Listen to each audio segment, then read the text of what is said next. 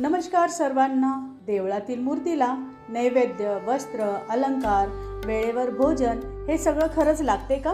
जर आपण प्रॅक्टिकली विचार केला की देवाला या वस्तूंची गरज नसते, तर मग हे सगळं कोणासाठी असतं? चला पाहूयात। देवळातील मूर्तीला नैवेद्य, वस्त्र, अलंकार, वेळेवर भोजन या अशा सर्व गोष्टी अर्पण केल्यामुळे आपल्यातला अहंकार हळूहळू मऊ होत जातो आणि त्या जागी सेवाभाव निर्माण होतो।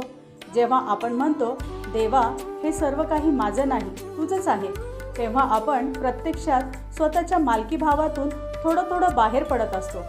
हे अंधश्रद्धा नाही, पण हे मानसशास्त्र आहे। कारण काहीतरी अर्पण केल्याने एका प्रकारची जोड निर्माण होते, त्या जोडीतून प्रेम निर्माण होतं आणि प्रेमातून शरणागती येते। मंदिरातील हे विधी देवासाठी नाही तर भक्तांसाठी असतात। वेळेवर आरती, नैवेद्य, दर्शन हे माणसाला एका प्रकारे शिस्त शिकवतात। त्यांच्यात वेळेचे भान येते, संयम वाढतो आणि कृतज्ञता व्यक्त करण्याची एक सवयच लागते। आज आपण घरी कोणासाठी तरी वेळ काढतो, त्यांची काळजी घेतो, त्यांना जेवायला विचारतो, तर आपण त्याला प्रेम म्हणतो। मग देवासाठी हेच केल्यावर ते अंधश्रद्धा कसं ठरतं?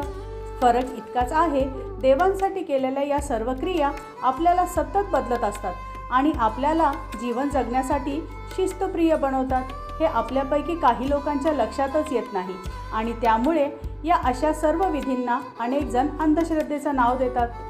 पूजा म्हणजे देवाला खुश करण्याचा मार्ग नाही, तर स्वतःला शिस्तबद्ध, नम्र आणि कृतज्ञ बनवण्याचा एक मार्ग आहे। तर मंडळी, कशी वाटली ही छोटीशी माहिती?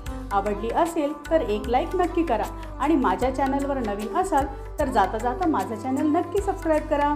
श्री गुरुदेव दत्त, श्री स्वामी समर्थ महाराज की जय।